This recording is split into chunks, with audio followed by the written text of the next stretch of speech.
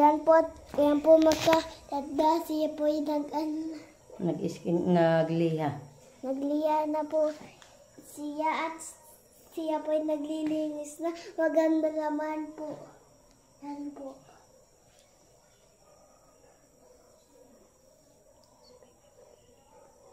Sibo. Po. Ng ano? Si Lola po nagbuwawalis na.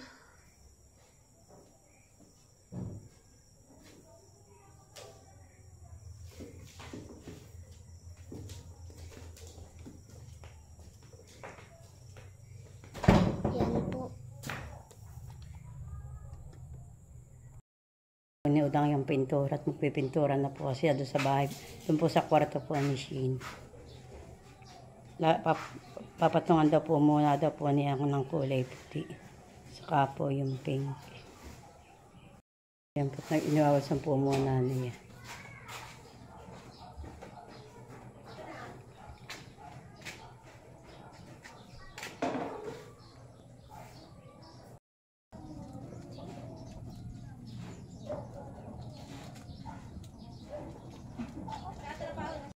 Pinapatungan na po ni Udang ng hibo pong puti.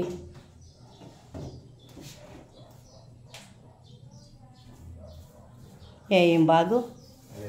Yan. Hugasan mo lang at mamaya siya mong gamitin sa kulay pink.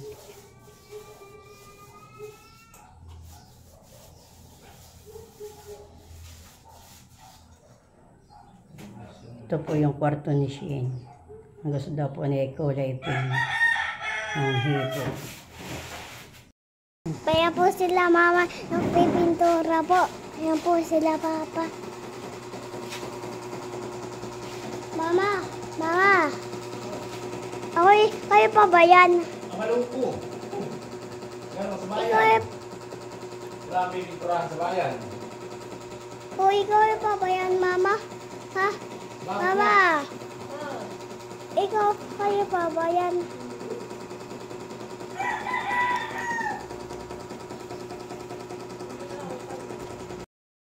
Nagtutulong po siya sa aming kwarto. Pintura. Po. Sila po lang may ether fan po. Bayong po ang painit dito sila.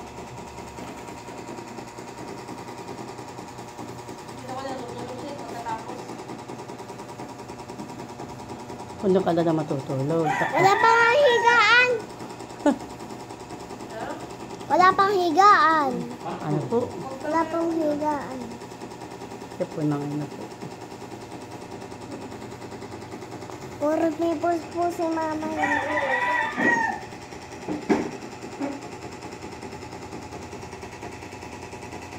Tutoy.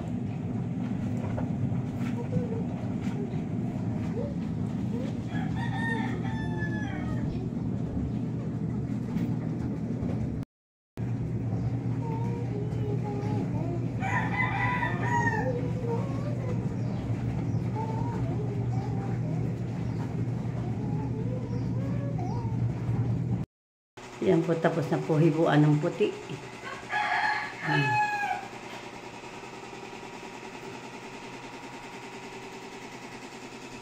Yan po ay hibuan na po ng kulay pink.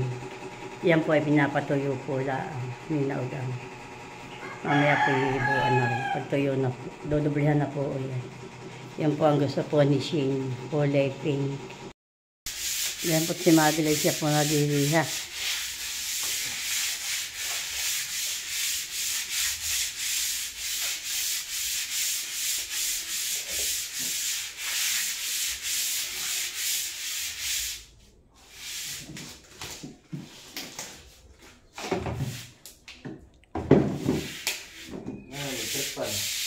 Ha?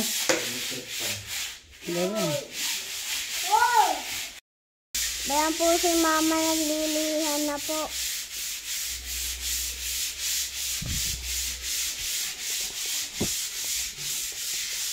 Napaganda po si mama. Ano? Kaya. Ang pinakali na po na ibang yung kulay pong pintura. Gawin natin parang sa color game. May kulay pula sa tindahan. Pangalit ka.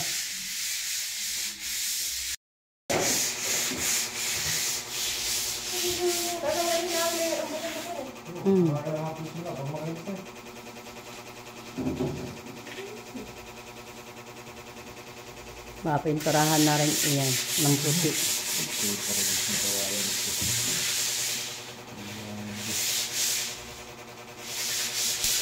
Bakit namumulmul? Bakit kumuha ko yan?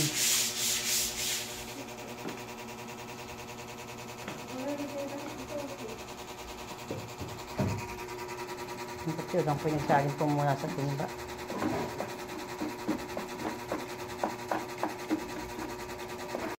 Si Madel po ay natulungan sa kanyang asawa para daw po matapos na. Yung kwarto po ni Shin. Yung po loob ay nalihan na po ni Udang. Ito po lang may labas.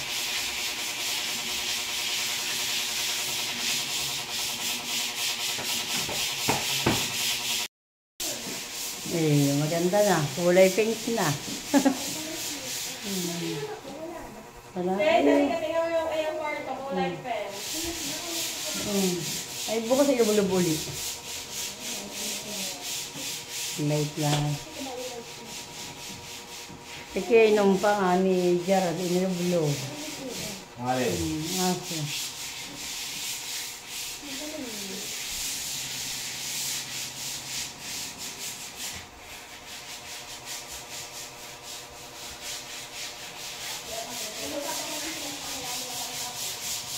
Huwag mo na ninyong pakawalaan. At nahahawa.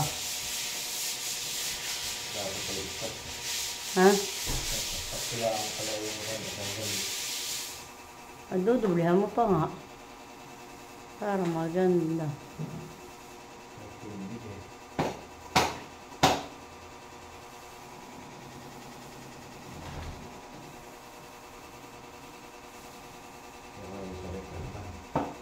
Parang mabilis. Okay.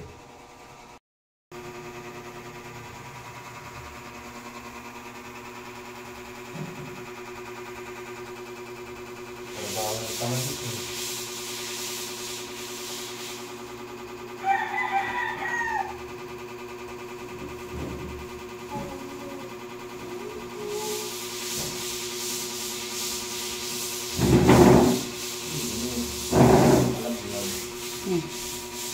Salamat nga po pala sa nagbigay po sa sponsor ng Udang. Kung dapat ay sinala akong nila yan eh. Yun.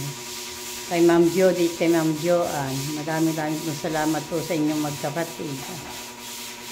Malaki pong tulong yan po sa Udang.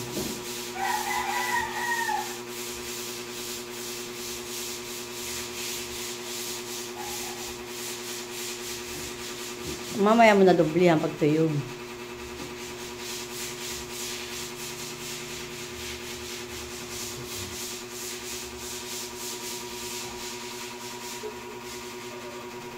Si Madel po naman ay nagliliha po.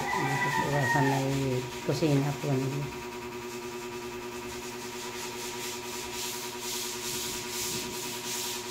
Kaya dapat mamaya, huhugasan muli yan. At paggamit nyo sa puti. Puti isa yung brush nyo. Yung pampago yan.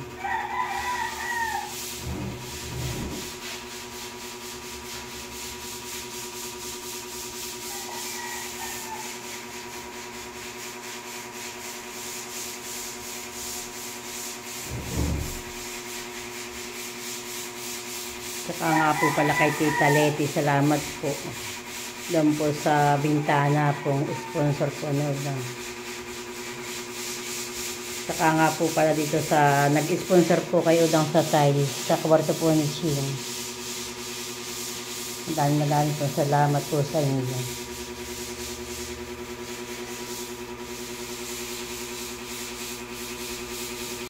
Madel po. Siya po ay naka-face mask.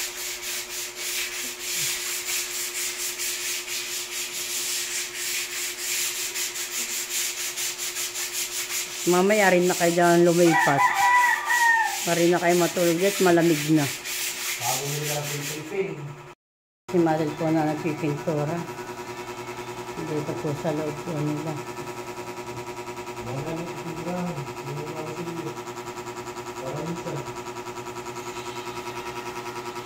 Ulangin na. Ang silangin yata.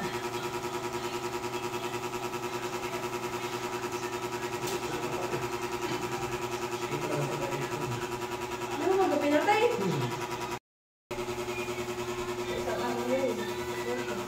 Yan po inudoblihan pa.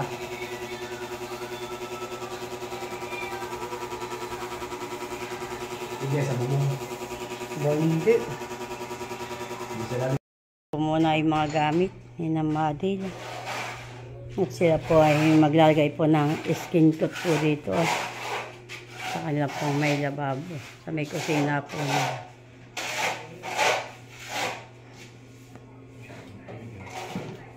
Okay na. Ano pa tanggalin? Wala, wala.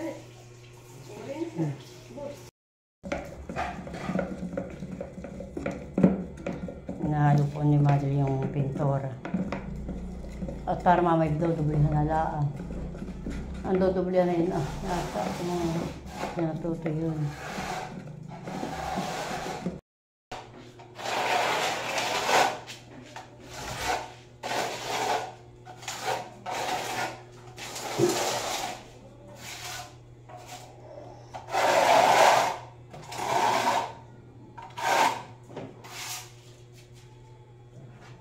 Mama! No. Dapat maganda na po. Tapos na po si Nadine magpintura. Ito po naman si Udang nag-skin coat, ha? Yan bagyan, hibo na? Ay, nihibuan na po daw po ni Udang. Tapos na po siya mag-skin coat. Oo, tanggal doon sa may lababo ninyo. Yun na ang tapos. Yan para minsang impis. Tapos si Carlot na naman ay kakapagod tag-impis din.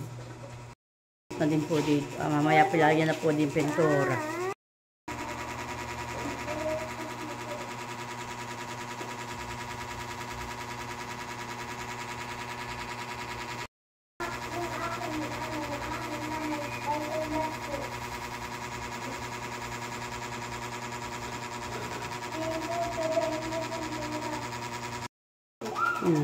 Ayaw po.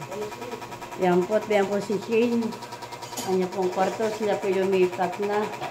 Mag-iina. Yan daw po sila tutulog at maganda na po kung may pintura na. Nini, di ka tutulog.